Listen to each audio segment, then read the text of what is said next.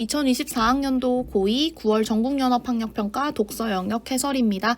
총 3개의 지문을 해설하게 될 텐데 3개의 지문의 텍스트 내용을 전부 다 읽기에는 아무래도 여러분들이 이 영상을 봄에 있어서 피로도가 너무 심할 것 같아요. 영상 시간도 많이 길어질 테고 아무래도 이 텍스트를 다 읽어야 되는 저도 부담이 되고 화면을 텍스트가 전부 다 지나가게끔 구성을 하는 것도 좀 힘들지 않을까 생각을 하여 우리가 수업 시간에 텍스트를 바탕으로 내용을 구조화해서 공부하는 만큼 텍스트에서 조금 핵심적인 내용을 추출해서 구조화를 하는 방식으로 해설을 해보도록 할게요. 이번 시험에는 인문, 사회, 과학기술 영역의 지문들이 등장을 했고요. 인문 영역의 지문이 가장 첫 번째로 출제가 됐습니다. 언어의 의미에 관한 퍼트넘이라는 철학자의 논의에 대해서 소개를 하고 있었고요. 사회 지문 같은 경우에는 공유물의 분할과 관련된 법적인 내용들에 대해서 다루는 지문이었습니다. 과학기술 지문은 가상환경 시스템의 포스 피드백에 대해서 다루고 있는 가 지문과 인간의 촉각 인지 과정과 기계 수용체라는 우리 몸의 일부에 대해서 다루고 있는 나 지문이 엮여서 출제가 되었고 요 3개의 지문들 중에 가장 여러분들이 좀 어렵다고 느꼈을 법한 지문은 맞죠. 과학기술 지문이 가장 어려웠을 것 같다 싶어요.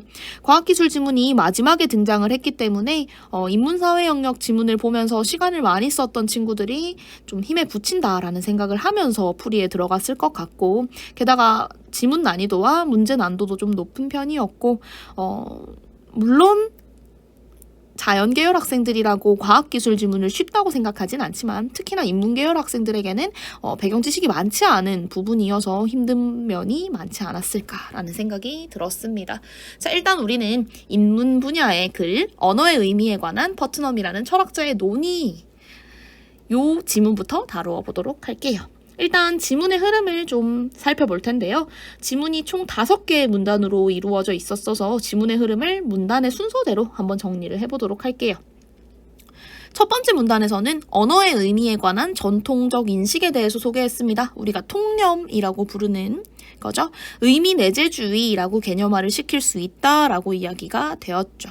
이 문단에서는 이러한 통념, 전통적인 인식에는 조금 대비된다라고 부를 수 있을 것 같은 퍼트넘의 주장이 소개됐습니다. 용어 역시 완전히 대비되는 식으로 의미 외재주의로서 개념화가 되고 있는 모습입니다. 3문단에서는 퍼트넘이 자신의 주장인 의미 외재주의에 대해서 조금 더 구체화를 시키기 위해서, 증명하기 위해서 제시했던 실험인 쌍둥이 지구 사고 실험에 대한 내용을 자세하게 다뤘고요. 4문단에서는 언어의 의미와 대상의 실제적 본성이 가지고 있는 연관관계와 언어 사용을 위한 협업의 과정을 소개했습니다. 마지막으로 5문단은 별다른 내용이 많지는 않았다, 그죠? 언어의 의미에 관한 퍼트넘의 논의가 어떤 의의를 가지는지에 대한 내용이 소개가 됐습니다. 지문의 흐름은 이렇고요. 문제의 유형을 정립해 본다면 20번부터 24번의 문제 유형은 이렇게 정리될 수 있을 것 같아요. 먼저 20번. 내용일치 문제였습니다. 상반되는 두 관점, 즉 의미 내재주의와 의미 외재주의를 잘 비교할 수 있는지를 물어보는 문항이었다라고 생각이 됩니다. 비교를 해보는 게 중요하다라고 제가 방금 말씀을 드렸지만서도 20번의 선지들이 각각 의미 내재주의, 의미 내재주의, 외재주의 이런 식으로 물어보다가 한 4번과 5번쯤에서 이제 의미 내재주의자와 버트넘의 비교를 이루게 했으므로 범주화와 범주들을 좀 엮어보는 시도가 동시에 좀 존재를 해야 됐던 문항이었다라고 생각을 해볼 수 있지 않을까 싶습니다. 21번은 동그라미 기억의 전제와 이유를 추론하는 문제였어요. 인과관계를 적절하게 파악하는 게 이 문제를 풀이하는 데 키포인트가 됐을 것 같다라는 생각이 들고요. 22번과 23번은 둘 다 보기 연계 해석 문제지만 보기에 제시되어 있는 내용이 조금 차이를 띱니다. 22번의 보기는 구체적인 사례로서 윗글의 내용을 통해서 사례를 잘 분석할 수 있는지를 물어보는 문제였다면 23번의 보기는 이게 아무래도 인문 분야의 텍스트로서 학자들의 관점을 다루고 있는 그림 만큼 관점의 비교가 적절하게 가능한지를 물어보는 식으로 출제가 되고 있습니다. 24번은 단어의 문맥상 의미를 파악해서 단어를 대체할 수 있는지, 대치 능력이 적절한지를 물어보는 문항이었고 아마도 저의 도움 없이도 적절하게 잘 헤쳐나가지 않으셨을까라는 생각이 듭니다. 자, 그러면 우리는 지문을 한번 구조화 시켜 볼게요. 처음에 말씀드렸다시피 지문의 내용을 모두 다 읽지는 못하겠지만 지문의 내용에서 핵심적으로 다루어야 하는 것들을 가지고 가기 위해서 노력해 보겠습니다. 자, 먼저 1문단입니다. 1문단에서는 아까 말씀드렸다시피 언어의 의미에 관한 전통적 인식이 소개되었습니다. 의미 내재주의라는 키워드로 설명이 된다라고 말씀을 드렸죠. 의미 내재주의는요, 1문단의 설명에 따르면 이렇게 의미를 정의하고 있다고 합니다. 의미란, 언어의 의미란 대상, 지시체라고 불리는 것들에 대한 인간이 지닌 인식을 기술한 문장 기술구 설명이다. 자, 의미란 대상에 대해 인간이 지니고 있는 인식을 기술한 설명이다. 즉, 우리의 생각과 느낌 같은 것들이 단어의 의미를, 언어의 의미를 규정하는 데 기여한다라는 주장이 되겠다. 그죠? 반면 언어의 의미에 관한 퍼트넘의 주장이 2문단에서 소개되는데 이 퍼트넘의 주장은 1문단에서 봤던 의미 내재주의의 주장과는 좀 상반되는 면모를 보여요. 상반되는 것을 근거로 외재주의로 단어가 바뀌었죠. 의미 외재주의에서는 지시체 그 자체, 객관적인 외부 세계에 의해 의미가 결정된다고 봅니다. 1문단에서 의미 내재주의가 우리의 생각이나 느낌이 의미를 만드는 데 관여한다라고 봤던 것과는 다르죠. 우리의 생각이나 느낌은 의미를 만드는 데 관여하지 않고 대상 자체가 의미를 결정하게 된다라는 내용이 의미 외재주의, 즉 퍼트넘의 주장이 되겠습니다. 2문단의 끝부분에 보면 이러한 퍼트넘의 주장을 논증하기 위해서 쌍둥이 지구 사고 실험이 제시가 되었다라는 내용이 있는데 2문단에는 이 쌍둥이 지구 사고 실험을 자세히 풀이해 놓고 있지 않아요. 3문단에서 본격적으로 다루고 있죠. 3문단에서 설명된 이 쌍둥이 지구 사고 실험의 핵심을 파악해 보면 이렇습니다. 두 지구가 있는 거예요. 우리가 살고 있는 지구의 물은 화학식의 H2O죠. 근데 쌍둥이 지구가 있는 거예요. 저 먼 어딘가에 있어요. 어디에 있는지 몰라요. 그곳에도 우리가 물이라고 부르는 H2O처럼 씻을 때도 사용하고 마실 때도 사용하는 무색무취의 액체가 있는 겁니다. 역시 그곳에서도 물이라고 불러요. 하지만 그 쌍둥이 지구의 물의 화학식을 XYG 라고 표현할 수 있다면 기술구가 동일하지만, 즉 우리의 느낌, 색도 없고 냄새도 없어, 그리고 씻을 때 쓸 수 있어, 마실 때 쓸 수 있어 라는 기술구는 동일하지만 본질적으로 다른 두 대상이 되는 거죠. 결론적으로 언어의 의미는 우리가 어떻게 그 아이를 인식하냐에 따라 결정되는 게 아니라 그 아이의 본질에 따라서 결정이 된다. 그러므로 두 지구의 물의 의미는 다르다. 이런 얘기를 했다는 거예요. 됐습니까? 자, 여기까지가 3문단의 내용이죠. 자, 그러면 도대체 이 퍼트넘이 말하는 대상의 실제적 본성이란 뭐야? 실제적 본성, 즉 본질적 구조란 뭐야? 그게 4문단에 표현이 되어 있어요. 실제적 본성이 뭔데? 실제적 본성은 과학적 발견에 의해서 대상 속에 숨겨진 본질적 구조가 밝혀졌을 때 우리가 파악할 수 있는 거야 라고 이야기를 합니다. 퍼트넘은 예를 들어서 금에 대한 이야기를 했는데요. 노랗고 반짝거리는 속성을 지닌다고 해도 이 물질의 본성이 금이라고 밝혀지기 전에는 얘를 금이라고 부를 수가 없다는 거예요. 이러한 금과 같은 아이를 자연종 명사라고 부른다고 하는데 이 자연종 명사는 생성될 때부터 의미를 가지게 됩니다. 왜? 노랗고 반짝거리는 이라는 우리의 기술 말고 이 금이라는 아이를 설명하는, 본질을 설명하는 화학식 같은 것들이 있을 거거든요. 그죠? 그렇지만 이 화학식에 대해서 자세히 알지 못하는 저도 금이라는 대상을 금이라고 부를 수 있잖아요. 전문가들이 이러한 자연종 명사의 본성을 근거로 금을 구별해주면 저는 이 금이라는 물질을 금이라고 부를 수 있는데 이걸 언어적 노동 분업이라고 한다고 해요. 전문가가 안내를 해주면 제가 그 안내된 언어를 사용하는 식인 거죠. 됐습니까? 자, 여기까지 4문단의 내용을 핵심을 뽑아가며 정리해 봤습니다. 5문단에는 크게 별다른 이야기가 많지는 않았어요. 언어의 의미에 관한 퍼트넘의 논의가 어떤 의의를 가지는가에 대한 내용이 있었습니다. 자, 여기까지가 지문을 구조화하면 우리가 정리할 수 있는 내용이 되겠습니다. 자, 그러면 구조화한 내용을 바탕으로 20번부터 문제를 한번 풀어볼게요. 윗글에서 알 수 있는 내용으로 적절하지 않은 것은 했습니다.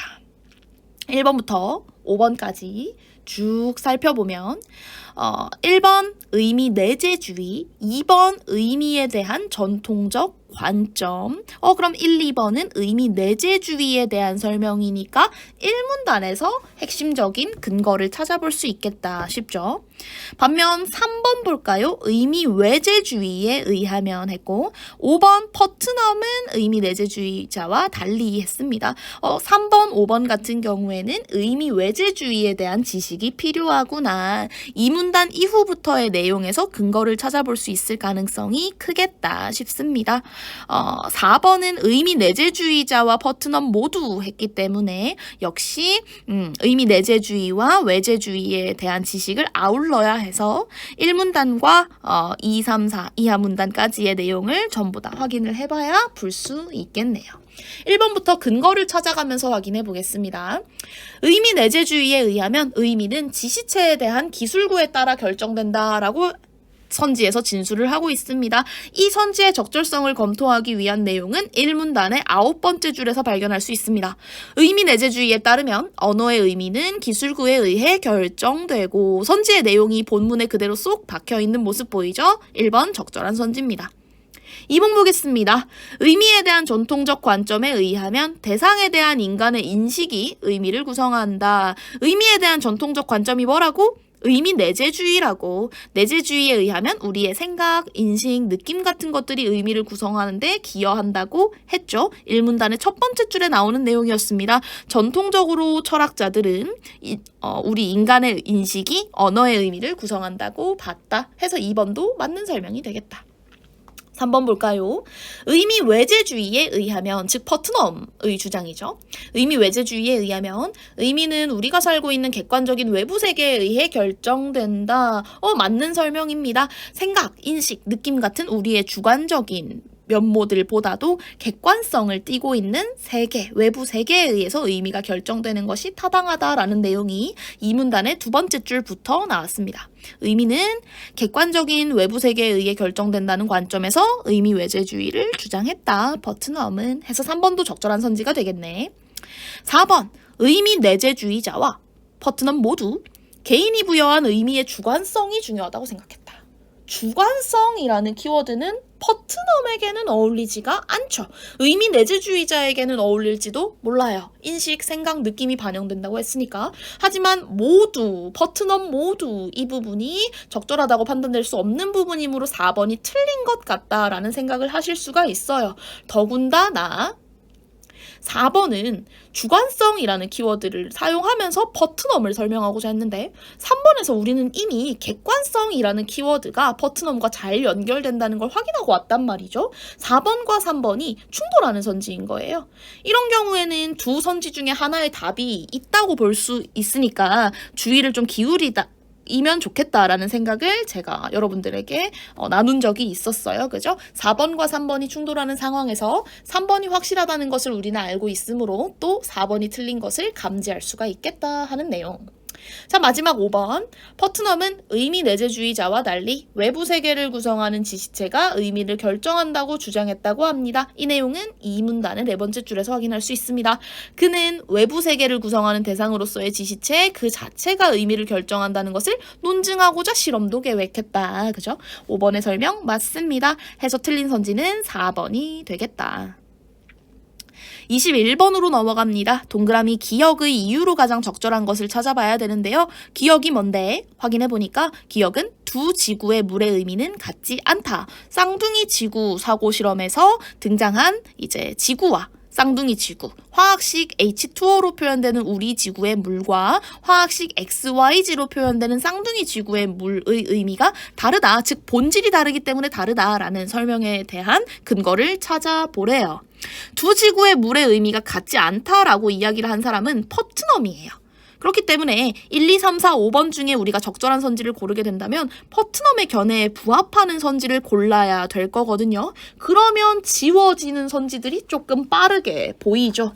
자, 일단 어떤 선지를 체크할 수 있겠습니까? 3번입니다. 생각과 느낌이 물의 의미를 결정하기 때문이다 라는 진술이 있는데요. 퍼트넘의 견해와 완전히 다른 진술이죠. 우선적으로 3번을 소거할 수 있겠습니다. 4번도 마찬가지입니다. 기술구가 같으면 같은 물질이기 때문이다 라고 했는데요. 기술구가 같으면 같은 물질이다 라는 내용은 의미 내재주의자들의 주장이었으므로 퍼트넘의 주장과 상반됩니다. 4번도 틀렸다고 볼 수 있겠죠. 그리고 5번도 마찬가지. 물에 대한 인식의 차이. 인식이라는 키워드는 의미 내재주의자들이 언급할 법한 키워드다. 그죠? 그래서 퍼트넘의 견해에 부합하지 않는 것으로 보입니다. 5번도 소거할 수 있죠. 그러면 이제 1, 2번이 남았어요. 그죠? 자, 먼저 1번을 읽어볼까요? 두 지구의 물이 같은 물질이더라도 같은 물질 맞습니까?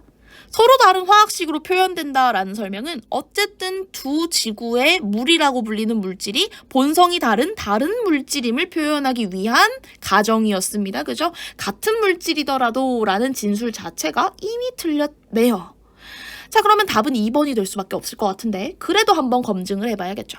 두 지구의 사람들이 물에 대해 가진 인식이 같더라도 두 지구의 물은 서로 다른 지시체이기 때문이다. 가장 적확한 설명이 되겠습니다. 동그라미 기억의 이유로 가장 적절한 것은 2번이 되겠다. 그 다음 22번으로 자, 그리고 어떤 내용을 또 뽑아낼 수 있겠습니까? 우리는 몰리브데넘 냄비와 알루미늄 냄비를 구별할 수가 없대요. 근데 전문가들은 테스트를 통해서 이것을 간단하게 구별할 수 있대요. 전문가가 지식으로서 대상의 실제적 본성을 구별해 줄 겁니다. 얘의 원소기호는 MO예요. 얘의 원소기호는 AL이에요. 둘은 엄연히 다른 금속입니다. 그러면 우리는 구별되어 있네. 몰리브데넘 냄비라고 이야기를 하면서 파네. 알루미늄 냄비라고 이야기를 하면서 판매하고 있네. 구별해서 살 겁니다. 그죠? 우리가 구별된 단어 몰리브데넘과 알루미늄을 사용하게 되면 이것은 언어적 노동 분업이 이루어진 것이다 라고 설명을 할 수가 있겠습니다. 그죠? 자, 1번부터 내용 볼게요.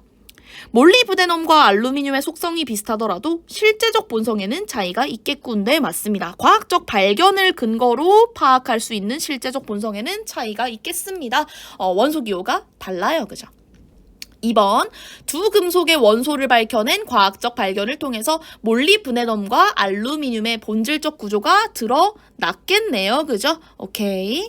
자, 3번 보겠습니다. 몰리브데넘과 알루미늄을 구별할 수 있는 소수의 전문가는 단어가 의미하는 대상의 차이를 인지할 수 있겠습니다. 그죠?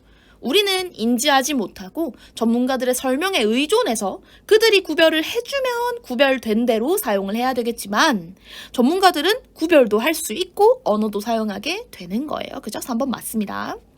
4번 볼까요? 자연 상태에 있던 몰리브데넘과 알루미늄이 발견되면 두 금속의 의미를 결정하기 위해서 언어 공동체의 협업이 필요하겠군. 얼핏 보면 몰리브데넘과 알루미늄이 발견됐고 의미 결정해야 하고 언어 공동체의 협업은 일반인들이 단어를 사용하기 위해서 반드시 필요한 작업이라고 했고 맞는 설명인 것처럼 헷갈려요. 그죠? 근데 인과관계를 설명하고 있는 구간이 있습니다. 의미를 결정하기 위해서 언어 공동체의 협업이 없으면 의미 결정 안 되나요? 아니요. 의미 결정 되죠. 대상의 본질, 실제적 본성 자체가 의미라고 했으니까 몰리브데넘과 알루미늄이 지구상에 존재한다는 사실 그 자체가 이미 의미가 결정된 순간인 거예요. 그죠? 우리가 협업을 하는 건 이 물질들이 발견이 돼서 일반인들도 부를 수 있게끔 만들기 위해서 전문가들이 식별을 해줄 때 그때 협업을 하게 되는 거거든요. 언어의 의미는 실제적 본성에 의해 결정되고 이미 결정된 의미를 바탕으로 단어를 구별하여 부르기 위해서 협업이 필요한 것이지 의미를 결정하기 위해 협업을 하는 게 아니다라는 거죠. 4번 틀렸습니다. 적절하지 않은 선지이므로 답이 되겠네요. 5번. 전문가의 안내에 따라 일반인들이 몰리브데넘과 알루미늄이라는 단어를 구별하여 사용하게 된다면 언어적 노동 분업이 이루어진 것이겠군. 4번 선지에서 잘못 설명하고 있었던 언어 공동체의 협업에 대해서 보다 정확하게 설명을 해주고 있습니다. 5번 맞는 선지가 되겠다. 해서 22번까지 풀어봤고요. 우리는 23번으로 갑니다. 보기의 관점에서 퍼트넘의 주장을 비판한 것으로 가장 적절한 것은 했으니까 보기의 관점이 뭘 말하고 있는지를 우리 나름대로 해석해 볼 필요가 있는 것 같아요. 그죠? 보기를 먼저 읽어보겠습니다. 외부 세계를 구성하는 어떤 대상이 단어의 의미를 결정한다면 레몬이라는 대상이 그 단어의 의미를 결정한다는 것은 당연하다고 볼 수 있다. 그러나 도깨비와 같이 외부 세계에서 존재하지 않는 대상을 지시하는 단어도 분명히 그 단어만의 의미를 지닌다. 무슨 얘기를 하고 있는 거 같니? 자, 여러분, 레몬은 과학적으로 규명할 수 있을 거예요. 물질적으로 존재하니까요. 그죠? 레몬이라는 식물에게서 난 이 대상을 갖다가 우리가 뭔가 생명과학적인 관점에서 연구를 해볼 수 있고요. 분석을 해볼 수 있고요. 정의를 내려볼 수 있단 말이에요. 우리의 생각이나 인식, 느낌 말고 다른 표현의 수단으로 표현이 될 수 있어요. 과학적으로. 근데 여러분, 도깨비는요. 이 세상에 존재하지 않는다고 봐야겠죠? 존재하지 않는 대상이잖아요. 얘를 과학적으로 어떻게 규명할 건데요? 과학적으로 규명하기 힘든 대상도 우리가 부르긴 해야 돼요. 부르긴 해야 돼요. 왜? 도깨비라는 대상을 우리가 상상력으로 만들어냈고 다른 사람들에게 내가 상상으로 만들어내는 이 존재를 설명하기 위해선 언어가 필요하니까. 근데 과학적으로는 존재하지 않는 아이란 말이죠. 즉, 과학적으로 규명하기 힘든 대상을 지시하는 언어의 의미는 뭐라고 설명할 건데? 의 문제가 생긴다라는 거죠. 이 내용을 가장 정확하게 설명하고 있는 선지를 찾을 겁니다. 1번. 단어의 의미를 구별할 때 외부 세계에 대한 관습적 사고에서 벗어나지 못했다? 아닌 것 같아. 대상의 본질이 달라지면 그 대상에 나타내는 단어의 의미 역시 달라진다? 아닌 것 같아. 3번. 단어의 의미를 아는 데 있어 외부 세계에 실제하는 대상의 본질을 밝히는 것을 도외시, 얘들아 도외시는 경시, 뭐 좀 이렇게 바깥에 잠깐 두다, 가볍게 여기다 뭐 이런 뜻이랑 비슷하다고 생각하면 됩니다. 도외시했다, 맞아? 아닌 것 같아. 대상의 본질? 도깨비는 본질이 없는 존재인데 뭐 그런 얘기하고 있었는데 3번도 아닌 것 같고. 4번 볼까? 대상에 대해 사람들이 부여하는 의미보다 대상 그 자체를 아는 것이 의미 결정에 중요하다. 도깨비 그 자체를 아는 것이 의미 결정에 중요하다. 이런 얘기를 보기 위해서 하는 건가? 아니죠. 4번도 아닌 것 같아. 그럼 마지막 5번이 답일까 확인해보면 외부 세계가 의미 결정에 필수적이라면, 즉 과학적 발견이 있어야 의미 결정을 할 수 있는 거라면 우리의 상상으로 만들어진 단어들의 의미는 뭐라고 설명할 거니? 5번의 내용이 우리가 보기를 보면서 했던 생각과 가장 일치하죠? 얘가 답이 되겠다 싶습니다. 오케이, 23번까지 풀었습니다. 24 하실 수 있잖아요. 그죠? A 뭔데요? 예를 들어 어떤 금속이 노랗고 반짝거리는 속성을 지닌다고 해도 지닌다의 의미와 가장 가까운 것을 골라야 됩니다. 그는 착한 성품을 지닌 사람이다. 어릴 때 모습을 그대로 지니고 있다. 그가 지닌 목걸이는 친구에게 선물로 받은 것이다.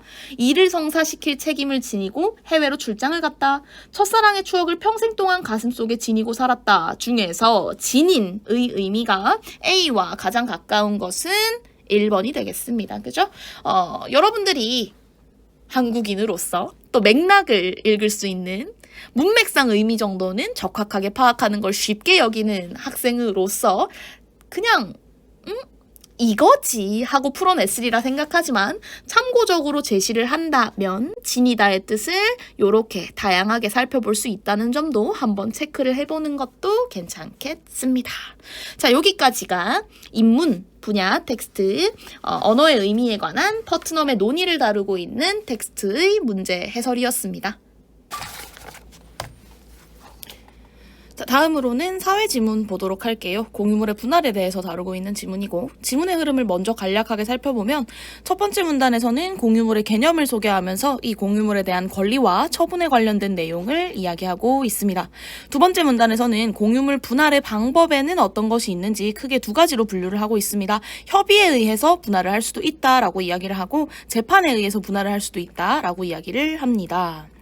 자, 그러면 협의 또는 재판에 의한 분할을 한다면 구체적인 분할의 방법은 어떨까? 3문단에는 현물 분할에 대해서 소개를 하고 있고, 4문단에서는 대금 분할을, 5문단에서는 가격 배상의 방법을 소개하고 있습니다. 마지막으로 6문단에서는 이런 식으로 법원이 공유물 분할의 과정에 참여하게 되면서 이제 법원이 확보하게 되는 법적 의의에 대해서 소개를 하고 있다라고 보시면 될 것 같아요.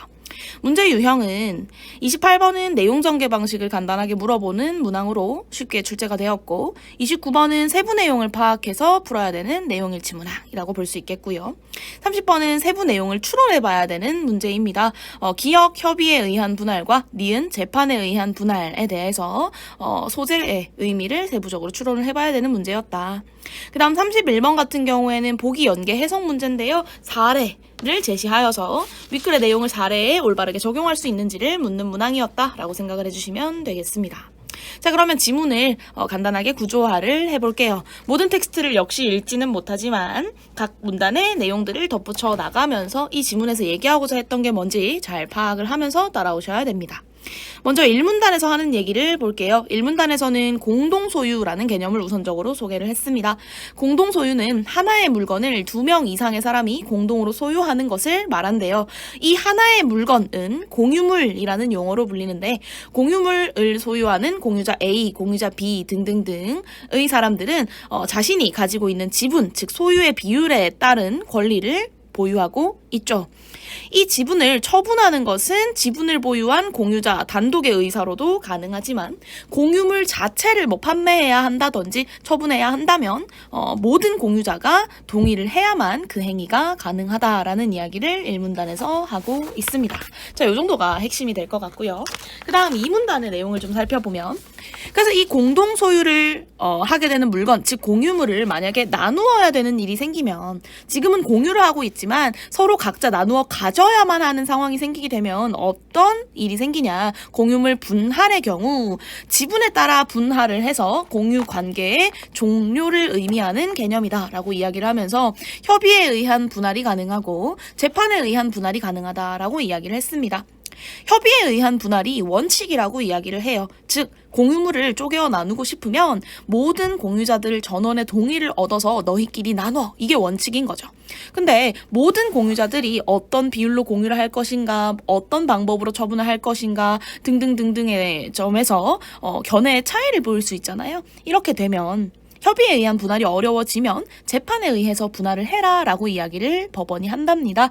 재판에 의한 분할의 경우에는 반드시 공유자 전원이 참여하는 공유물 분할 청구 소송에 의해서 이루어져야 한다라는 설명이 덧붙어 있었죠. 자, 그러면 협의에 의해서도 분할을 할 수 있고 재판에 의해서도 분할을 할 수 있는데 구체적인 공유물 분할 방법에는 어떤 게 있을까 살펴보니 3문단부터 시작합니다. 공유물 분할 방법. 먼저 협의에 의한 분할 시 공유자들이 방법을 임의로 선택할 수 있다라는 사실을 밝히고 있어요. 즉 아까 앞에서 봤던 지문의 흐름에서 소개했던 세 가지의 방법, 현물 분할, 대금 분할, 가격 배상 중 어떤 방법을 선택함에 있어서도 협의에 의해서 선택을 하게 된다면 제약이 없다라는 얘기가 되는 거죠.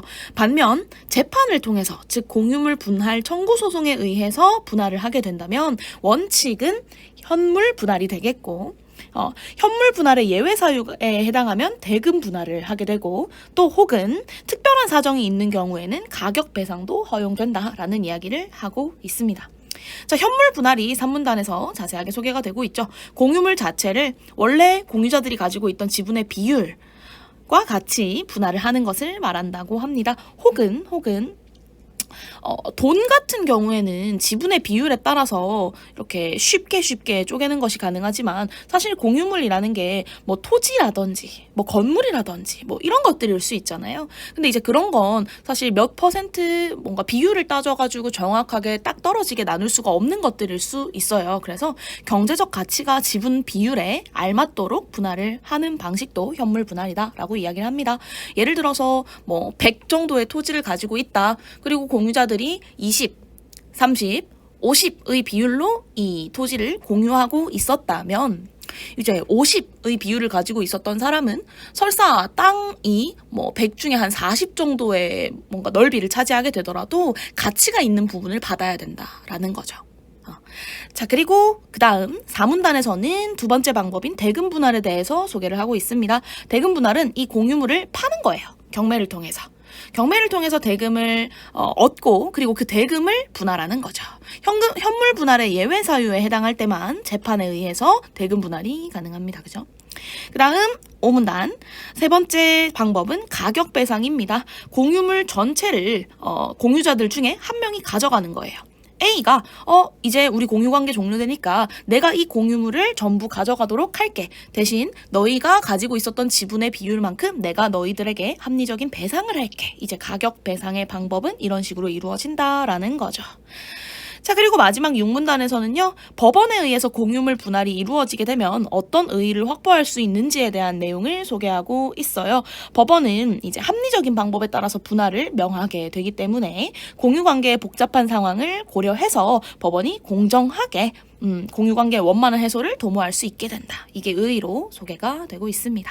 해서 지문을 전체적으로 구조화해보면 이런 식으로 정리를 할 수가 있겠네요.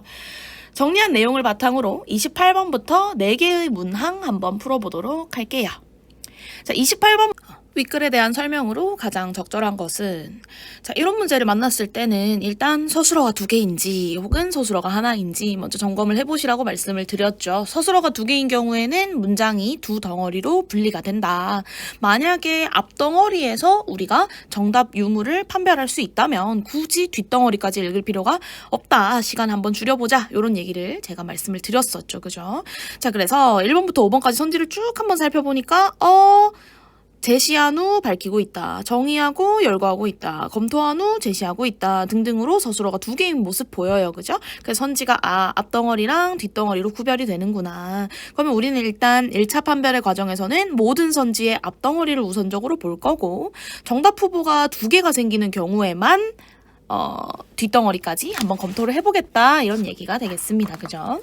자, 그래서 1번부터 한번 확인을 해보면요, 공유물 분할의 장단점을 제시한 후 했습니다. 공유물 분할의 방법에 대해서 다양한 유형을 소개를 하긴 했지만 그 유형별로 어떤 장단점이 있는지에 대한 내용은 없었던 것 같아요. 그죠? 그래서 장단점을 제시하지 않았기 때문에 앞덩어리에서 이미 1번 문제는 틀렸다라고 볼 수 있겠다 싶습니다. 그 다음 2번으로 내려가 보니까 공유물 분할의 개념을 정의하고 했습니다. 개념 정의는 이루어졌었던 것 같아요. 그죠? 그래서 2번은 일단 정답 후보로 그대로 한번 더 보도록 하고요. 그 다음 3번, 공유물 분할 방법의 한계를 검토한 후 했지만 각각의 분할 방법이 어떠한 한계를 가지고 있고 그래서 우리가 그 한계를 극복하기 위해서는 어떻게 해야 되는지에 대한 내용 등은 없었습니다. 그죠? 그래서 3번은 틀렸다라고 볼 수 있겠다. 자, 그 다음 4번 보면 공유물 분할 방법을 구분한 후 했습니다. 분할 방법을 3개로 구분을 하고 있었어요. 현물 분할도 있었고 대금 분할도 있었고 가격 배상도 있었거든요. 그죠? 그래서 앞덩어리가 맞네. 일단 4번을 정답 후보로 둡니다.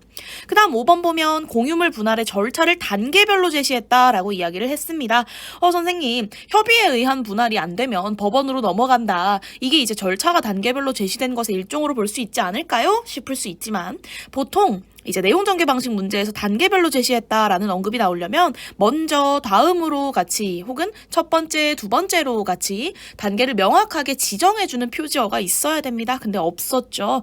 공유물 분할의 절차를 단계별로 제시하지는 않았다. 그러면 우리는 첫 번째 이제 덩어리를 통해서 2번과 4번이 정답 후보가 될 수 있겠다라는 걸 알아냈습니다. 그러면 2번과 4번을 뒷덩어리를 한번 검토를 해봐야 될 텐데요. 2번을 먼저 확인해 보니까 분할 사례를 열거하고 있다라고 이야기를 했어요.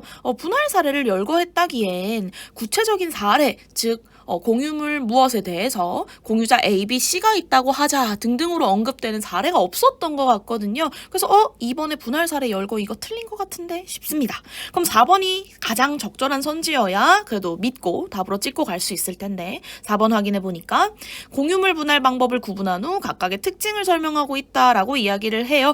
각각의 특징 설명이 되었었죠. 해서 온전하게 앞덩어리 뒷덩어리가 모두 맞는 선지는 4번이 유일하다. 얘가 답이 되겠다라는 거. 해서 28번의 내용 전개 방식 문제를 이렇게 풀어봤고요. 29번을 보면 세부 내용 파악 문제가 등장합니다. 윗글을 이해한 내용으로 적절하지 않은 것은 했습니다. 우리가 내용 구조화한 것을 바탕으로 지문의 내용을 조금 끌어당기면서 1번부터 5번까지 선지의 적절성을 한번 검증해 보도록 할게요. 1번, 공유자는 보유한 공유물의 지분을 나머지 공유자들의 동의를 구하지 않고 처분할 수 있다. 공유물 처분에 대한 이야기가 나왔습니다. 공유물 자체를 처분하려면 모든 공유자들이 동의를 해야 되지만 자기 지분만 처분을 하는 거라면 나 혼자 독단적으로 결정을 할 수 있다라는 이야기가 1문단에 있었어요. 1문단의 네 번째 줄입니다. 공유자는 자신의 지분을 본인의 의사에 따라 자유로이 처분할 수가 있다. 그래서 1번은 적절한 선지가 되네. 그 다음 2번. 공유자 전원이 대금을 나눠 갖는 분할 방법은 법원이 개입하지 않으면 공유자들이 선택할 수 없다. 자, 우리가 공유물 분할의 방법을 지문에서 3개를 봤단 말이에요. 근데 그 3개를 보기 전에 이런 정리를 했었죠. 협의에 의한 분할이면 3개 중에 임의로 아무거나 선택할 수 있다. 근데 법원에 의한 분할이면 일단 현물 먼저 해보고 안 되면 대금하고 그 다음에 또 안 되면 가격 배상하자. 이렇게 이야기를 했었다. 그죠? 그러면 전원이 대금을 나눠 갖는 분할 방법은 법원 개입하지 않아도 협의에 의해서 진행된다면 공유자들이 선택할 수 있는 방법이 되거든요. 해서 3문단의 2번째 줄. 협의로 분할이 이루어진다면 그 방법을 공유자들이 임의로 선택할 수 있다라는 내용을 근거로 2번이 틀린 선지임을 알 수가 있겠습니다. 자, 3번 보겠습니다.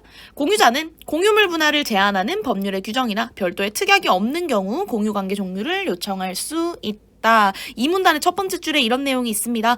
법률의 규정이나 별도 특약이 있는 경우를 제외하면 공유물 분할, 즉 공유관계 종료를 요청할 수 있다고요. 거의 그대로 지문의 내용을 인용한 선지가 되겠습니다. 3번 적절한 선지고요. 4번. 공유자가 3명 이상인 경우에 현물 분할을 원하지 않는 공유자들은 법원의 판단에 따라 공유관계로 남을 수 있다. 제가 아까 지문을 구조화하는 과정에서는 이 내용을 언급해드리지 않았었는데요. 3문단의 9번째 줄에 보면 이런 내용이 있어요. 또한 3명 이상이 공유하는 물건을 현물 분할하는 경우에는 분할을 원하지 않는 나머지 공유자들은 공유관계로 남는 것도 허용된다. 4번 선지의 내용이 그대로 본문에 있는 모습, 인용 선지였던 거죠. 맞는 선지가 되겠다. 그 다음 5번 보면 공유자 중 특정인이 법원의 판단에 따라 공유물 전체를 소유하게 될 경우 다른 공유자에게 지분의 가격을 배상해야 한다라는 내용이 나와 있습니다. 4문단의 2번째 줄에 나오는 내용인데 따지자면 이제 가격 배상의 정의라고 볼 수 있는 내용이 되겠네요. 5번도 적절한 선지가 되겠다. 해서 적절하지 않은 선지는 2번이 됩니다. 그 다음 30번을 볼까요? 동그라미 기역과 동그라미 니은에 대한 이해로 적절하지 않은 것은 했고 동그라미 기역과 니은은 각각 협의에 의한 분할, 재판에 의한 분할 되겠습니다. 1번부터 기역 니은을 협의에 의한 분할과 재판에 의한 분할로 치환해서 읽어볼게요.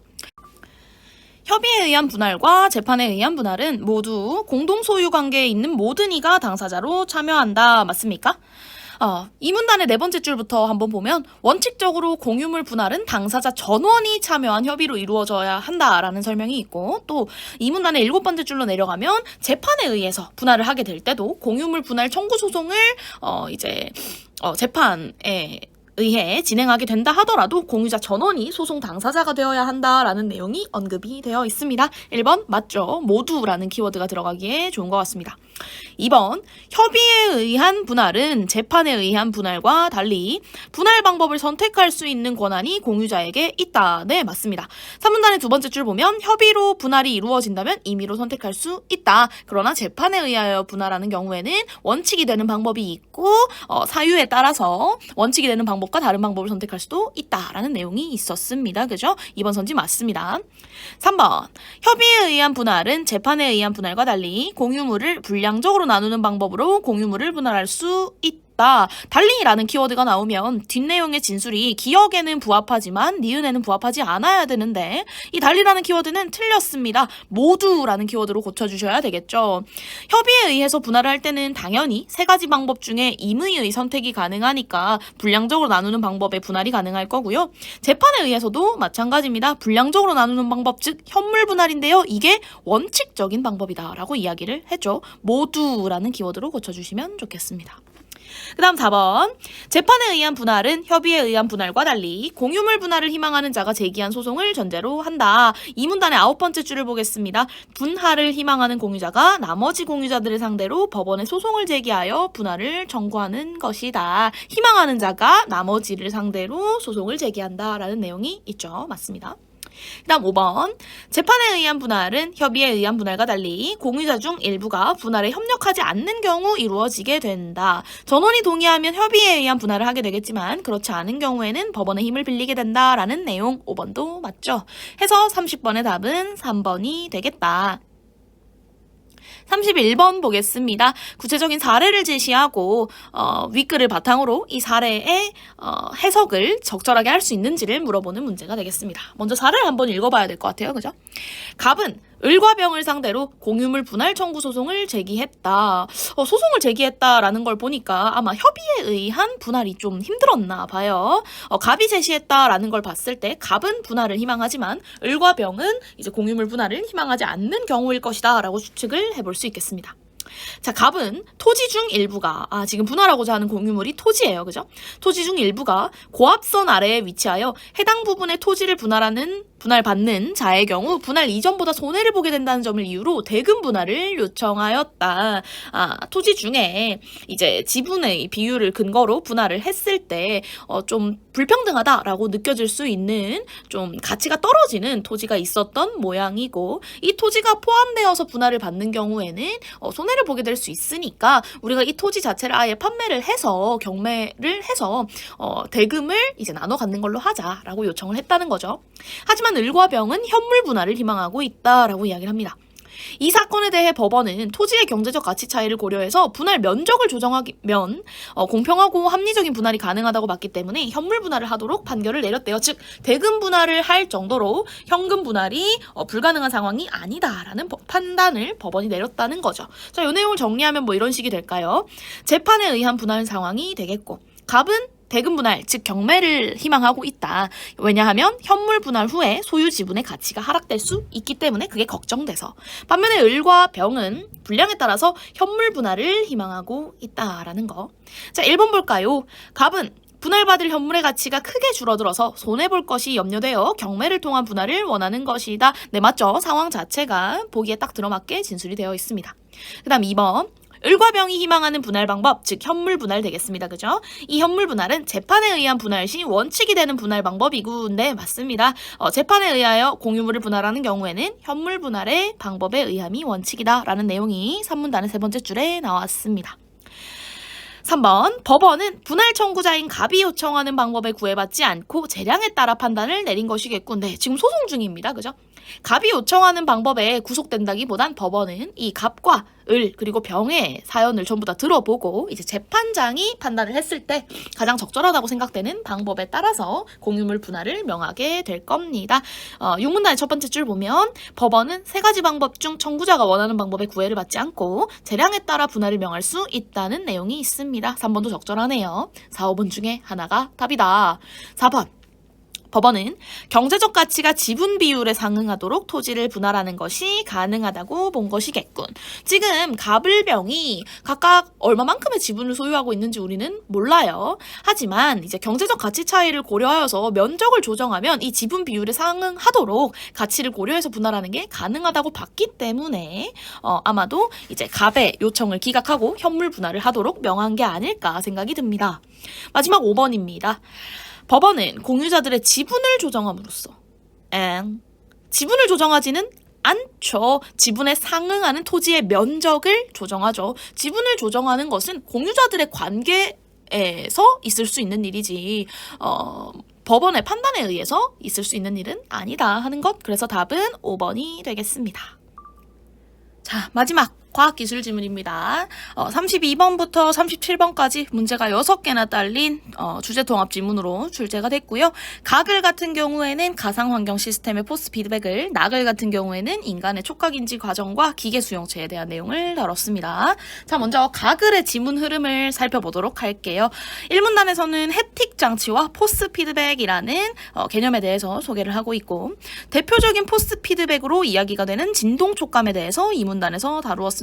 이 진동 촉감을 설명하기 위해서 앞전 구동 장치의 과학적인 원리가 소개가 됐죠.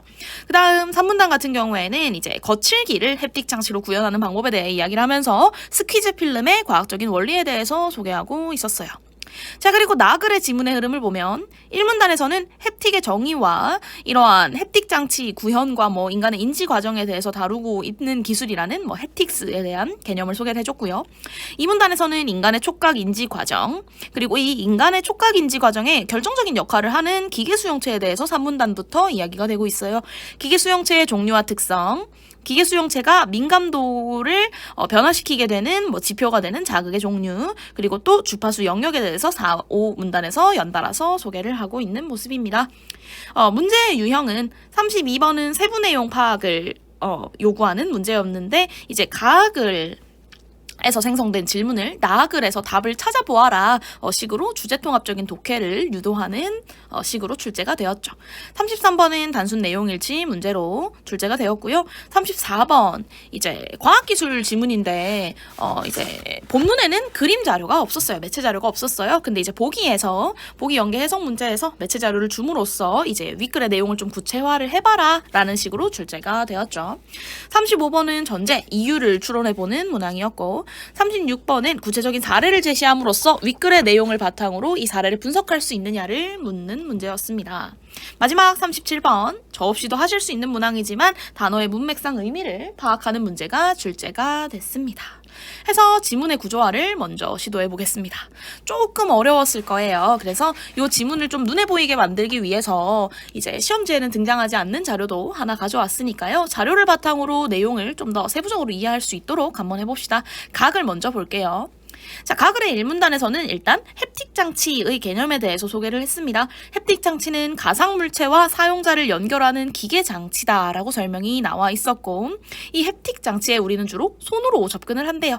가상물체의 사용자의 손이 가까이 가게 되면 이에 포스 피드백이라는 물리적인 신호가 제공되는데 우리는 그 물리적인 신호를 인지함으로써 가상물체를 만지고 있다라는 인식을 가지게 된다라는 거죠.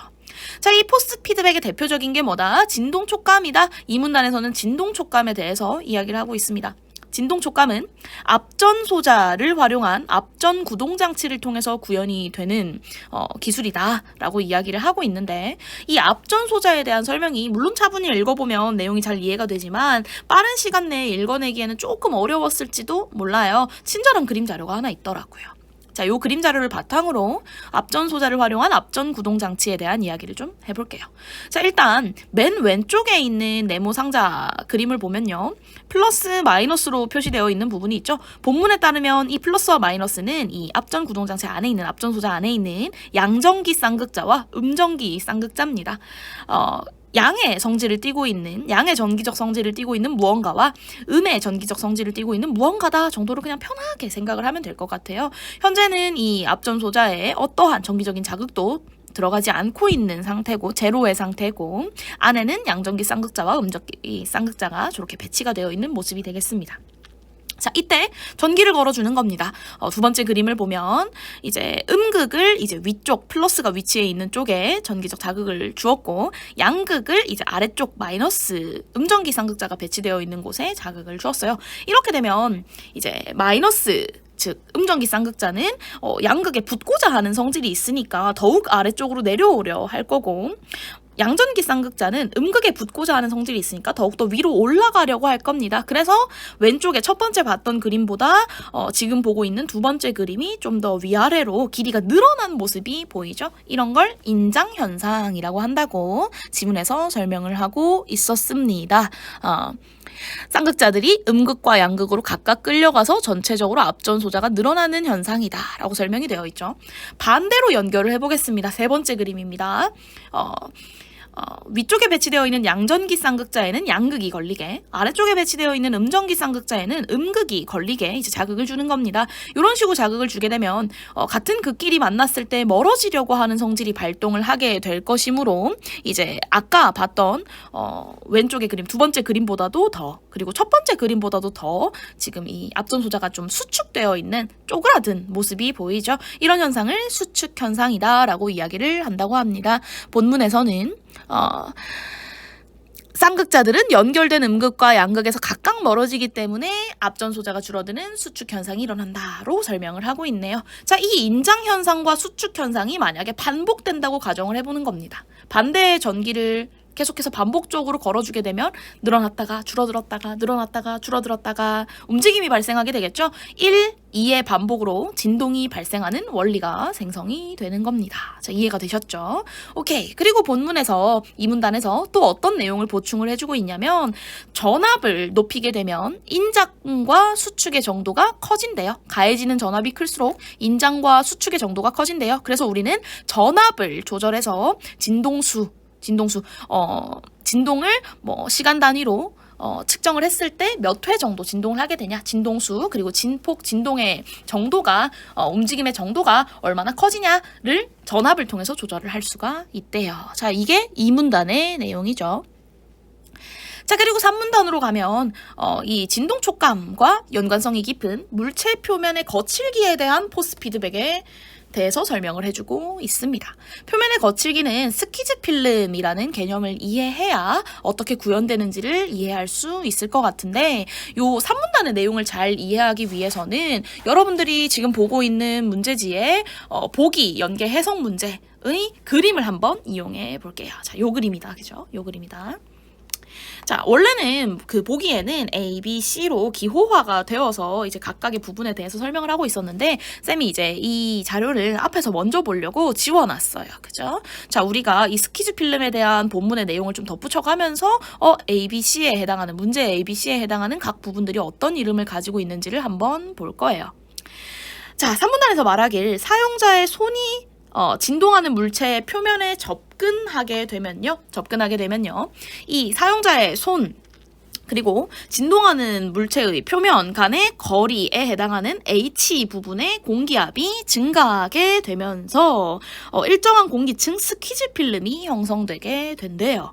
자, 지금 아래쪽에 있는 게 아마 스마트폰의 표면 같다, 그죠? 이 스마트폰이 얼마나 떨리고 있느냐를 이제 나타낸 이 화살표를 진동 진폭이라고 볼 거고요. 제가 방금 설명했던 손과 진동하는 물체의 표면 사이의 거리를 H라고 둘 겁니다, 그죠? 자, 그러면은 여러분들이 뒤에서 문제 풀 때도 각각의 부분을 뭐 H, 스키즈 필름, 진동 진폭 등으로 설명하면서 보면 되겠다 싶어요, 그죠? 자, 스키즈 필름이 형성되게 되면 어떤 일이 벌어지는데요? 진동 표면의 마찰 계수가 떨어지게 된대요. 마찰 계수가 떨어지게 된다라는 것은 본문의 설명에 따르면 마찰력이 작아지는 거나 마찬가지래요. 하지만 스키즈 필름이 그냥 손이 다가간다고 해서 무조건적으로 생기는 건 아니고, 진동 진폭이 특정 수준을 뛰어넘어야 되고, 또 손가락 접촉면의 반지름이 H보다 커야 된다라는 조건이 또 달라붙는데요. 자, 그리고 또 어떠한 인과관계를 설명하기를 본문에서 진동 진폭 혹은 손가락 접촉면의 반지름을 2로 나눈 값이 커지게 되면 스퀴즈 힘이라는 게 커지게 되고, 이는 마찰 계수를 떨어뜨린대요. 스퀴즈 힘은 아마도 뭐 스키즈 필름에서 일어나는 힘의 작용을 의미하는 것 같죠? 즉, 뭐 진동 진폭이 커지게 되면, 손가락 접촉면의 반지름이 커지게 되면 이것을 2로 나눈 값이 커지게 될 것이므로, 그럼 더더욱 스퀴즈 힘이 커질 것이고 마찰력은 떨어질 것이다 라는 인과관계를 우리는 만들 수 있죠. 그래서 결론적으로 지금 표면의 거칠기를 스키즈 필름을 활용하여 구현하는 방법에 대해서 3문단에서 얘기를 하고 있었는데요, 선생님. 마찰력이 높아지고 떨어지게 되면 결국 우리는 어떤 촉감을 얻게 되나요? 여러분들이 상식적으로 알고 있는 부분일 수도 있겠지만, 마찰력이 높아지면 거친 촉감을, 마찰력이 낮아지면 부드러운 촉감을 얻게 됩니다. 자, 여기까지가 가글의 내용이다, 그죠? 그 다음으로 나글의 내용을 보도록 할게요. 나글은 인간의 촉각 인지 과정과 기계 수용체, 촉각 인지 과정에 결정적으로 기여하는 기계 수용체에 대해서 다루고 있습니다. 1문단부터 보면요. 1문단에서 햅틱이라는 단어의 정의를 내려주고 있습니다. 햅틱은 촉각의, 만지는 같은 뜻을 가지고 있대요. 그래서 햅틱스는 인간의 촉각 인지 과정을 다루는 기술이다라고 설명이 되는 거죠. 가상의 촉감을 구현하기 위해서 연구되는 기술이다라고 이야기를 하는데, 자, 그러면 햅틱스의 경우에는 인간이 촉각을 어떻게 인지하는지에 대해서 깊은 관심을 가지고 있을 것 아닙니까? 이 인간의 촉각 인지 과정을 더 자세히 설명하게 되는 게 이 문단부터인 겁니다. 자, 이 문단에서는 일단 외부의 특정 자극이 피부를 통해서 전달되게 되는 첫 단계부터 설명을 하고 있습니다. 피부에 외부의 특정 자극이 전달이 되게 되면 피부에 있는 수용체가 활성화되게 되고, 이 수용체는 전기적인 신호를 만든대요. 물론 이때 발생하는 전기적인 신호는 자극 크기와 양의 상관관계를 가집니다. 즉, 전기적인 신호가 클수록 자극의 크기가 클수록 전기적인 신호가 크다라는 이야기가 되는 거죠. 인과관계 하나 발견했고요. 자, 전기적 신호가 발생되게 되면 촉감을 담당하는 뇌의 체감각 피질이라는 부분으로 이 전기적 신호가 전달되게 됩니다. 그러면 우리는 비로소 외부 자극을 지각하게 되는 거죠. 선생님, 앞에서 가글에서 우리가 이제 햅틱 장치를 살펴볼 때 손가락이 접근하는 그림을 봤는데요. 왜 손이었을까요? 나글에서 설명을 해주더라고요. 인간의 손은요, 체감각 피질의 영역이 다른 신체 부위보다 넓대요. 즉, 손에서 느낀 것을 인지하는 뇌의 부분이 넓대요. 그래서 손에서 우리가 인지하게 되는 촉감에 대해서는 우리가 더 민감하게 반응을 하게 된대요. 그래서 주로 가상의 물체를 만지는 듯한 느낌을 주는 햅틱 장치에 사용자들이 손을 통해 접근을 할 수 있도록 만들어 놓는 것 같아요. 그죠? 자, 피부의 수용체가 활성화됨으로써 전기적 신호가 발생하고 이게 전달돼야 우리가 외부 자극을 지각하게 될 수 있는 것이니 이 수용체가 어떤 역할을 하는지 어떤 종류가 있는지 등등의 정보가 글에서 제시가 될 것 같아요. 산문단에서는 기계 수용체라는 것에 정의를 내려주면서 이 기계 수용체를 감각 수능의 속도에 따라 분류하고 있습니다. 자, 기계 수용체는 말 그대로 물리적 자극에 반응하는 수용체가 됩니다. 감각을 수능하는 즉 감각을 받아들이는 속도에 따라서 빠른 수능 수용체와 느린 수능 수용체로 나뉘어지게 되는데 각각의 수용체의 특징은 빠른 수능 수용체는 자극을 전달하고 자극이 소멸할 때만 신호가 발생한다는 겁니다. 계속해서 이 수능 수용체가 일을 하는 게 아니라 자극이 처음 툭 던져졌을 때 그리고 자극이 없어졌을 때만 신호를 발생시키는 수용체다라는 거죠. 반면에 느린 수능 수용체는 꾸준히 일을 하는 애예요. 지속적인 자극이 가해지는 내내 계속해서 신호를 발생시키면서 자극이 유지되는 중에 이제 일을 하게 되는 수용체다라고 볼 수 있을 것 같아요. 또 산문단에서는 감각 수용장의 넓이에 따라서도 기계 수용체를 분류하고 있죠. 타입 1 수용체라고 할까? 타입 1 수용체와 타입 2 수용체가 있습니다. 타입 1 수용체는요, 지금 화면에는 지금 2에서 8m라고 이제 표시가 되어 있는데, 2에서 8mm라고 봐주셔야 되겠습니다. 그죠?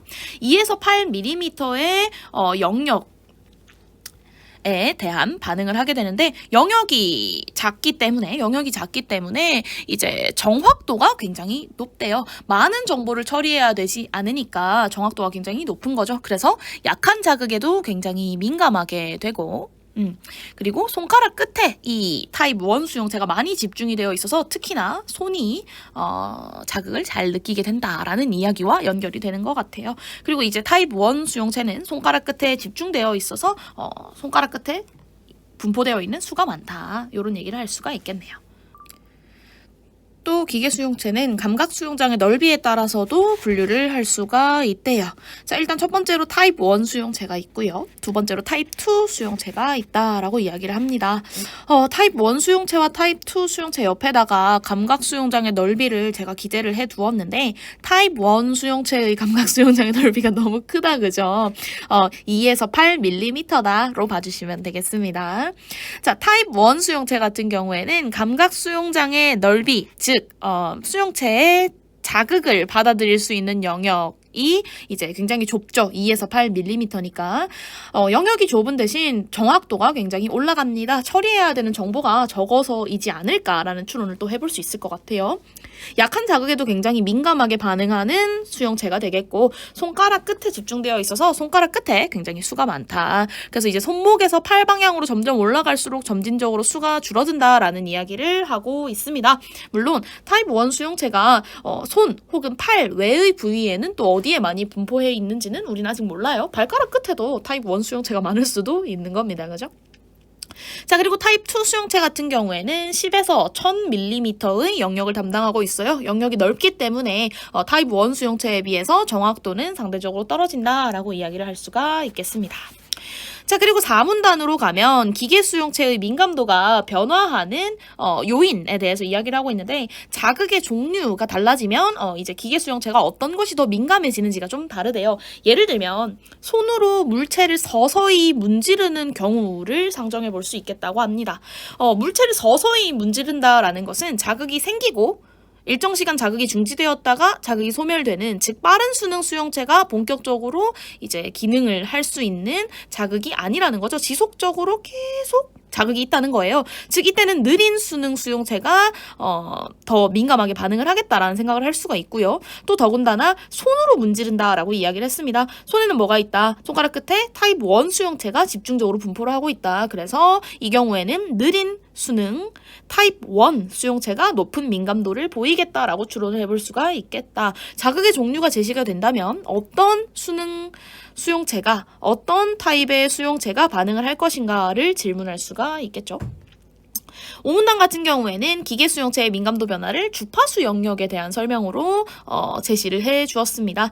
느린 수능 타입 1 수용체 같은 경우에는 1Hz 이하의 저주파 영역에서 주로 반응을 하게 된다라고 이야기를 하고 있고, 빠른 수능 타입 1 그리고 2 수용체 같은 경우에는 각각 30에서 40 혹은 200에서 300 영역에서 잘 반응을 하게 된다라는 이야기를 합니다. 그러면 주파수 영역에 대해서는 이제 감각 수능의 속도에 따라서 이제 민감도가 좀 변화하는구나 라는 이야기를 할 수가 있겠죠. 자, 여기까지가 나글의 내용이 되겠습니다. 그러면 우리는 가글과 나글의 내용을 바탕으로 32번부터 37번까지 문제 6개를 풀어볼 겁니다. 자, 32번의 문제는 세부 내용 파악 문제입니다. 주제통합적 독해가 필요하다라고 제가 적어두었는데요. 가를 읽고 가질 수 있는 의문 중에서, 즉 질문 중에서 나를 통해 해결할 수 있는 내용을 적절하지 않은 선지를 골라야 됩니다. 사실 이제 좀 복잡해 보여요. 가를 읽고 질문을 떠올렸다. 나를 통해 해결을 할 거다. 나에서 답을 찾아라. 나에서 답을 찾아라 라는 문장인 즉슨 이 1번에서 5번 선지의 내용은 모두 나에 등장하는 내용이어야 된다라는 거죠. 그래서 사실은 가를 읽고 가질 수 있는 의문 중에서를 빼도 됩니다. 나를 통해 해결이 안 되면 그게 답이 될 테니까요. 자, 1번 볼게요. 가상환경 사용자는 왜 200에서 300Hz의 진동을 쉽게 인지할 수 있을까라고 물어봤습니다. 왜일까요? 나에서 답을 찾아볼게요. 6문단의 세 번째 줄. 빠른 수능 타입 2 수용체는 각각 30에서 40Hz와 200에서 300Hz의 영역에 자극에 민감하게 반응한다. 빠른 수능 타입 2 수용체가 활발히 일하기 때문이다. 라고 답을 할 수가 있겠네. 자, 그 다음 2번. 햅틱 장치에서 진동 촉감이 물리적 포스 피드백을 대표하는 이유는 무엇일까? 일단 포스 피드백이라는 용어 자체가 가에서만 등장을 했고요. 그리고 진동 촉감이 포스 피드백의 대표격이 된다라는 설명도 가에서만 등장을 했습니다. 사실은 나에서는 이와 관련된 정보를 찾아볼 수가 없었죠. 그래서 2번이 적절하지 않은 선지가 되겠네요. 자, 그 다음 3번. 사용자가 포스 피드백에 의해 물체를 만지고 있다고 인지하게 되는 과정, 줄여서 뭐라고 이야기할 수 있겠습니까? 인간의 촉각 인지 과정. 외부의 특정 자극이 피부에 닿으면 인간은 외부 자극을 자각하게 된다라는 나의 두 번째 문단의 첫 번째 줄을 통해서 답을 찾을 수가 있는 질문이 되겠습니다. 그 다음 4번. 촉각을 통해 물체를 인지할 수 있는 가상환경 기계장치를 햅틱 장치라고 부르는 이유는 무엇일까 했습니다. 1문단의 내용이 좀 복기가 되죠. 햅틱이라는 단어는 촉각의, 만지는 이라는 뜻을 가지고 있다. 그래서 촉각을 통해 인지를 하게 만드는 기계장치를 햅틱 장치라고 부르게 되겠다. 4번 맞네. 그 다음 5번. 촉각을 통해 가상환경의 물체를 인지할 때 주로 사용자의 손을 통해 정보를 전달하는 이유는 무엇일까 했습니다. 뭐 때문이다. 이 문단의 6번째 줄. 인간의 손은 체감각 피질의 영역이 다른 신체 부위보다 넓기 때문에, 즉 손을 통해 얻은 정보를 처리하는 뇌의 부분이 넓기 때문에 손에 가해지는 자극에 민감하게 반응하기 때문이다. 답을 찾을 수 있겠죠. 해서 답을 찾을 수 없는 질문은 2번 선지의 내용이 되겠다. 33번 문제 보겠습니다. 가나에서 확인할 수 있는 내용으로 적절하지 않은 것은 했습니다. 가나에서 확인할 수 있는 내용으로 하고 아래쪽에 선지들을 쭉 살펴보니까 가나 어떤 부분에서 찾아야 되는지를 특별하게 지정을 안 해준 선지들이 보여요. 근데 내가 그렇다고 해가지고 1번은 찾으러 올라갔다가 2번은 찾으러 올라갔다가 하면 시간이 너무 오래 걸릴 것 같죠? 그래서 일단 1, 2, 3, 4, 5번 전체 선지를 분류를 하는 거예요. 가에서 찾을 수 있는 내용인지 나에서 찾을 수 있는 내용인지. 자, 일단 1번을 보면 눈에 훅 들어오는 키워드가 있어요. 타입 1 수용체에 되어 있죠. 나에서 확인이 될 것 같은 느낌이 들어요.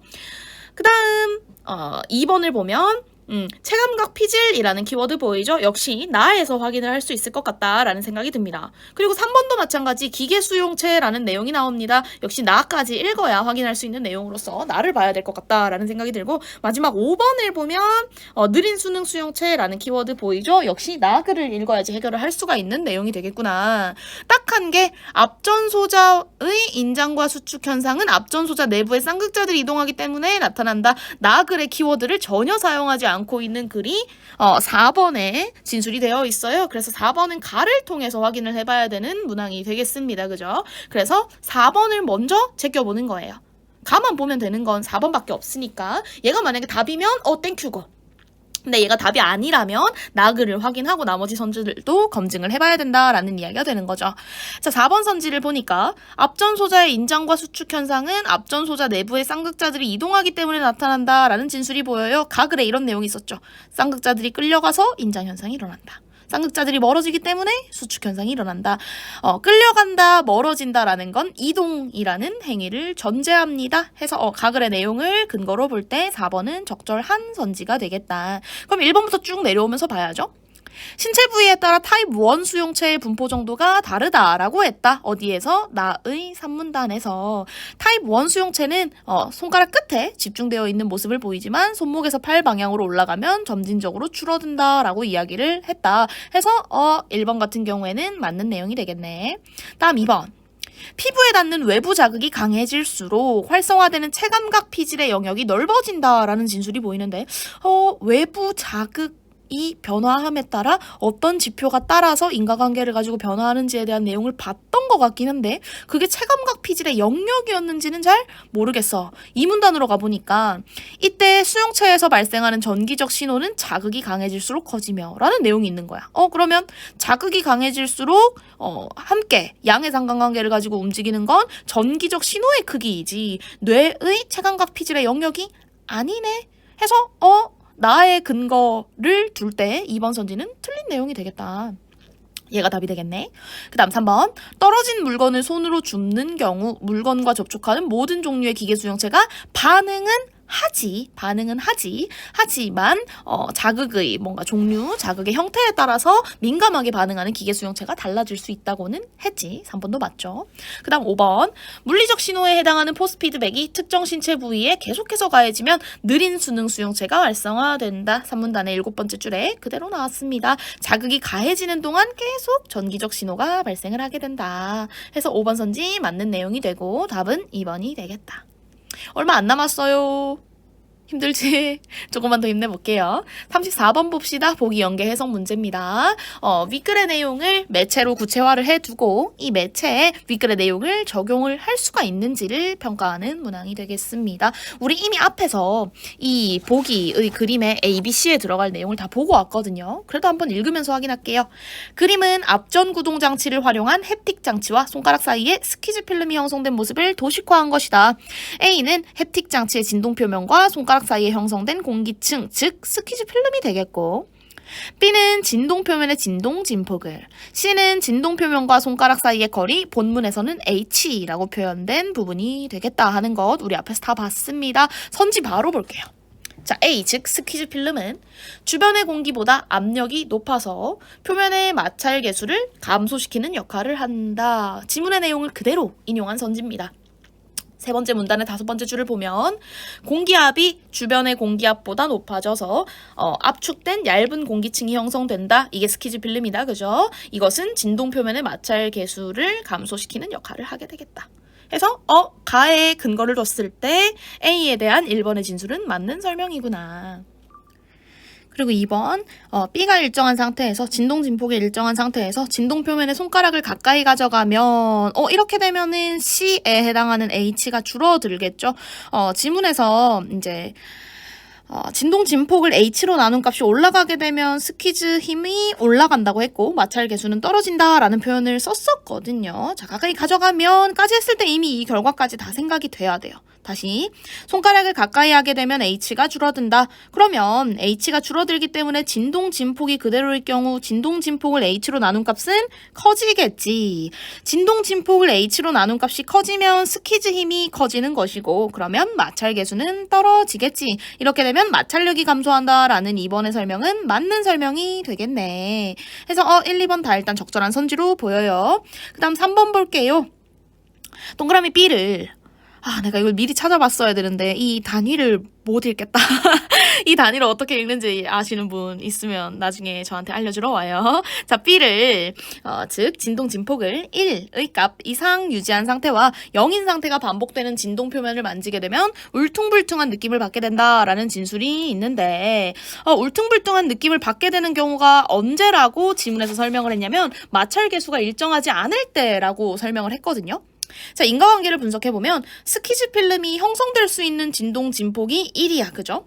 그리고 스키즈 필름이 형성되지 않는 진동 진폭이 0이야, 그죠? 스키즈 필름이 형성되게 되면 마찰 계수가 줄어들고, 그러면 뭐 마찰 계수가 이제 줄어들기 때문에 이제 마찰력 또한 뭐 떨어지게 된다, 이런 얘기를 하잖아요. 그러면 스키즈 필름 형성되지 않음이 계속 교차되게 되면 마찰 계수가 일정하지 않게 되겠구나. 그럼 결론적으로 어떻게 된다? 울퉁불퉁한 느낌을 받게 되겠구나. 해서 요 문제, 요 3번 선지 같은 경우에는 이제 여러분들이 그 산문단의 내용을 활용해가지고 잘 분별을 해봐야 되는 선지가 됐었다. 그 다음 4번. 자, C는 일정하다. 즉 손가락과 진동하는 물체의 표면 간의 거리는 일정하다. 근데 손가락 접촉면의 반지름이 커진다면 즉 H는 그대로인데 반지름이 커진다라는 얘기죠. 그러면 손가락 접촉면의 반지름을 H로 나눈 값이 커지게 되겠고 아까 살펴봤던 2번에서처럼 스키즈 힘이 커지겠다. 그럼 마찰 계수도 떨어질 거고 마찰력도 감소하게 될 거다. 4번 맞는 선지가 되고 5번 손가락을 그대로 유지한 상태에서 전압을 높이면 진동 진폭을 H로 나눈 값이 커져서 원래보다 거친 느낌을 줄 수 있다라고 하는데 인과관계 분석을 해보자. 전압이 커진대요. 그러면 당연히 진동 진폭의 정도도 커질 거고요. 그럼 진동 진폭을 H로 나눈 값도 커질 거고 스키즈 힘도 커집니다. 그럼 마찰력이 떨어지잖아요. 마찰력이 떨어지면 어떻게 된다? 부드러운 느낌을 주게 된다. 그래서 5번 선지의 내용은 마지막 진술 어떤 느낌을 주느냐에 대한 부분이 틀렸네 해서 적절하지 않은 선지가 되겠구나. 자, 그 다음 35번 보겠습니다. 동그라미 기억의 이유를 추론한 것으로 가장 적절한 것을 골라야 됩니다. 동그라미 기억이 뭔데? 사용자가 가상 물체를 만질 때 가상 환경 시스템이 햅틱 장치의 초음파 진동을 제어하면 사용자는 물체 표면의 거칠기를 알 수 있어. 요 부분이다. 그죠? 자, 사용자가 초음파 진동을 햅틱 장치에서 제어하게 되면 거칠기를 알 수 있는 이유로 가장 적절한 것을 보면 마찰력이 없어지기 때문에 마찰력이 작아지기 때문에 마찰력이 최대가 되기 때문에 라고 진술하고 있는 1번, 4번, 5번을 먼저 우선적으로 소거를 해야 돼요. 왜냐하면 마찰력이라는 개념이 햅틱 장치의 초음파 진동의 제어만으로 뭔가 통제가 되는 부분이 아니에요. 스키즈 필름이 만약에 생성이 됐다 하면 마찰력이 감소할 수 있겠죠. 그럼 스키즈 필름이 형성되지 않는다. 즉 뭐 초음파 진동의 제어로 인해서 뭔가 변할 수 있는 지표가 뭔가 형성되지 않는다라고 한다면 마찰력이 없는 거냐? 그건 아니거든요. 그죠? 자, 그래서 물체 표면의 거칠기를 알 수 있어. 요 진술에 대해서 마찰력의 뭔가 유무, 마찰력의 정도를 나타내는 부분을 진술한 선지들은 다 소거를 하는 게 맞겠다. 자, 2번과 3번을 한번 살펴볼 건데 2번도 적절하지 않은 이유가 있어요. 스키즈 필름이 만들어지기 때문에 거칠기를 알 수 있는 게 아니거든요. 자, 우리가 거칠기를 알 수 있으려면 어떻게 해야 된다? 촉감을 알 수 있으려면 어떻게 해야 된다? 이 마찰 계수가 이제 변화가 있어야 된다. 그래서 진동 진폭의 변화가 스키즈 필름 발생 유무나 스키즈 힘의 크기에 영향을 줘서 햅틱 장치의 마찰력이 변화하기, 달라지기 때문에 라고 진술하고 있는 3번의 선지가 가장 적절하다고 보는 게 타당하다. 말이 조금 두서없었던 것 같아서 정리를 하자면 자, 물체 표면의 거칠기를 알려면 마찰력의 변화가 있어야 됩니다. 부드러울 수도 있고 울퉁불퉁할 수도 있고 뭐 거칠 수도 있는 거예요. 그죠? 마찰 계수의 변화에 따라서 느껴지는 게 거칠기이기 때문에 단순히 마찰력이 크다, 마찰력이 있다, 없다, 마찰력이 작다 뭐 요런 개념으로서는 이제 거칠기를 알 수 있느냐 없느냐의 문제를 설명하기는 좀 힘들게 되겠다. 해서 가장 적절한 선지는 3번이 되겠다. 자, 36번입니다. 사실상 마지막 문제죠. 거의 다 왔습니다. 나를 바탕으로 보기에 기억에서 디귿을 이해한 내용으로 적절하지 않은 것은 했고 기억, 실험 결과 안경을 착용하는 사람이 자신이 안경을 착용하고 있다는 사실을 인지한 대부분의 경우는 착용할 때 그리고 벗을 때만이었다. 자, 사실 안경이 우리 얼굴에 걸쳐져 있다고 해서 안경이 우리에게 계속적으로 자극을 주는 것은 아닐 수 있습니다. 쓸 때 가장 큰 자극, 그리고 벗을 때 가장 큰 자극을 주겠죠. 즉 안경을 쓰고 차고 벗을 때만 안경을 착용하고 있다는 사실을 인지하게 되는 이유는 아마도 자극이 발생할 때 그리고 소멸할 때 가장 활발하게 기능하는 빠른 수능 수용체가 활성화돼서 그게 전기적 신호를 전달해서 그런 게 아닐까 원인 추측을 해볼 수 있겠다. 그 다음 니은 손가락 몇 개를 피실험자의 아랫입술과 등 부위에 접촉하면서 몇 개가 접촉되었는지를 맞히게 했더니 아랫입술에 접촉한 손가락 개수는 정확하게 맞췄는데 등 부분에 해당하는 부위는 손가락이 닿은 것도 모르는 경우가 있었다라고 얘기를 합니다. 굉장히 약한 자극이잖아. 손가락을 살짝 갖다 대는 거 굉장히 약한 자극이잖아요. 그러면 타입 1 수용체가 등 부위보다 아랫입술에 굉장히 집중이 돼 있고 자극에 민감하게 되겠다. 아랫입술이 뭐 이런 사실을 니은을 통해서 추출할 수 있겠죠. 자, 디귿. 줄바꿈이 좀 이상하게 되어 있는데. 자, 100명의 피실험자에게 1Hz, 10Hz, 40Hz, 100Hz, 300Hz, 500Hz로 진동하는 물체를 문질러 보게 했다. 모든 사용자는 1Hz, 10Hz의 진동은 부드러운 촉감으로 그리고 40Hz, 100Hz의 진동은 약간 거친 촉감으로 300Hz, 500Hz 진동은 다소 거친 촉감으로 분류를 했고 10, 100, 500의 진동의 거칠기도 실험자들이 감지를 하더라. 피실험자들이 감지를 하더라. 자, 얘들아, 수치가 이렇게 다양하게 제시가 되었던 문단은 나그의 마지막 문단이었던 것 같아요. 근데 거기를 보면요. 1Hz 이하의 범주가 나와 있고 30에서 40 사이가 나와 있고 200에서 300 사이가 나와 있단 말이에요. 그러면 지금 이 보기에 디귿에서 제시되어 있는 6개의 수차 지표 중에서 지문에 이제 설명이 되어 있는 지표는 1, 그죠? 그리고 40, 그리고 300 이렇게 세 가지인 거예요. 그러면 우리는 10, 100, 500은 못 느끼는 건가? 이렇게 본문만 봤을 때는 뭔가 생각을 할 수가 있었을 텐데 이 10, 100, 500의 진동의 거칠기도 감지는 했대요. 그죠? 자, 그러면 이 본문 내용을 어느 정도 좀 정리를 할 수가 있다면 디귿을 옆에다가 이제 보기 옆에다가 정리를 해가지고 조금 이렇게 대치를 하려고 했더니 화면이 좀 이상해서 이렇게 쌤이 기니디의 보기를 이제 사례에서 이제 윗글의 내용 적용한 걸로 이제 정리를 한 요 화면을 보면서 디귿 정리를 마저 하고 넘어갈게요. 디귿은 그래서 어떻다?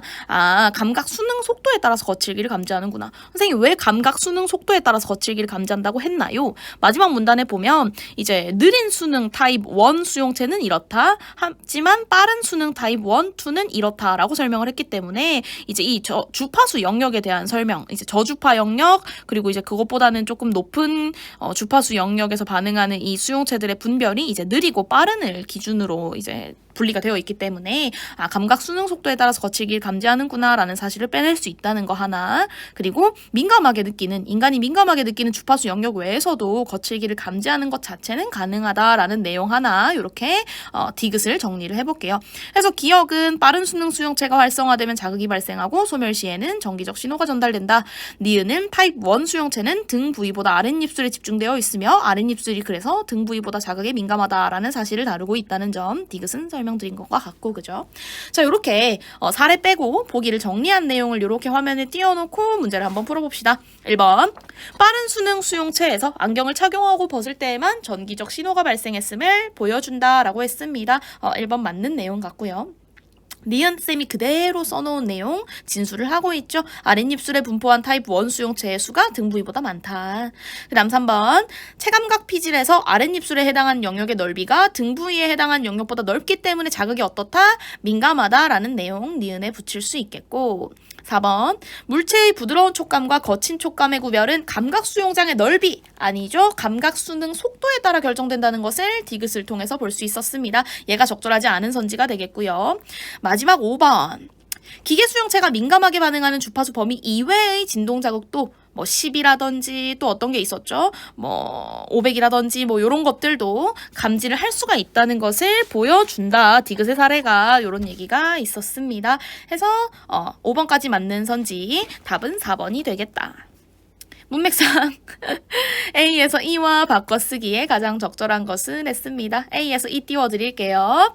음정기를 띠는, 음극과 양극으로 각각 끌려가, 현실과 가까운, 자극이 가해지거나 사라지는, 주파수 영역이 다른데, 차별되는데, 자 이렇게 5개가 있는데 설마 이걸 틀렸을까? 자, 답은 3번이 됩니다.